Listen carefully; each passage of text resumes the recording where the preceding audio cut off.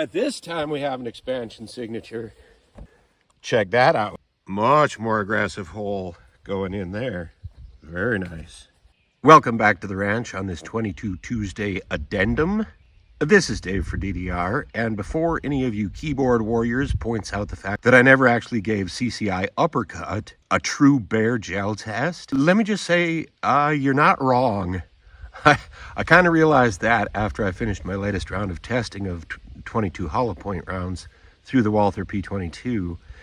And I guess the reason I tried it with a 2-layer t-shirt round was because I had listened to a presentation from CCI in which they were kind of bragging up the performance of the uppercut. And the CCI guys were saying that it expands reliably through 2 layers of t-shirt, of cotton t-shirt. But the other 4 tests I've done this spring have all been bare gel. So right now we're going to give the uppercut a bare gel test, just to show we do indeed do apples to apples comparisons here.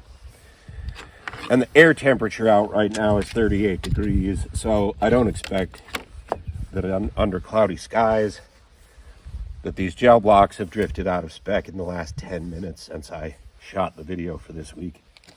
So I'm just going to use the same gel blocks. I've lined them up a little bit differently so that we won't have to worry about going over the tracks of the rounds we've already fired into it. And I think with bare gel, that great big cavity on that 22 uppercut is probably going to do okay. Load 1 in the P22.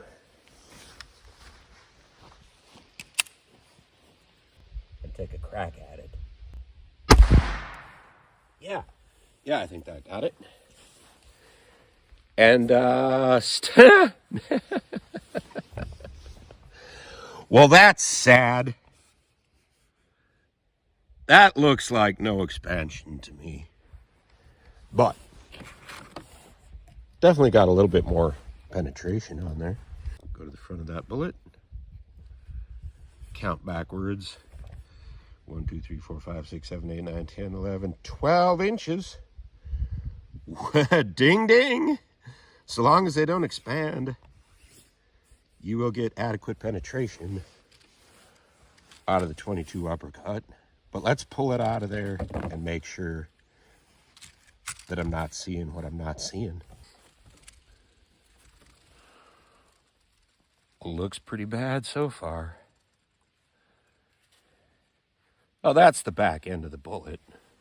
And no, there's no expansion on that uppercut. That's very strange to me, because CCI was really talking up their engineering with this particular bullet design, comparing it favorably to the Stinger, which is, of course, 40-year-old technology now. I've got a little bit of gel left I can work with. I'm just going to try one more. Again, CCI Uppercut. Calibrated ballistic gel. If you don't believe me, there is a BB in one of these. Oh, here we are. There's a BB. About 3 7/8 inch. All right, get back 6 feet. Try to put it in a little bit different spot. Did I?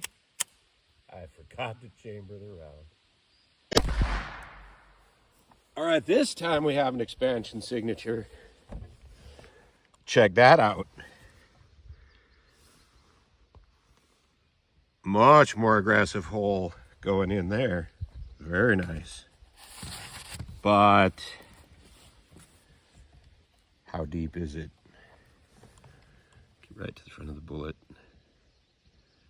and back up. 1, 2, 3, 4, 5, 6, 7, 8, 9. Very similar results to the 2-layer t-shirt test. We got 1 expanded, 1 didn't expand. I'll dig it out of there. And grab a caliper so you don't have to look up that other video.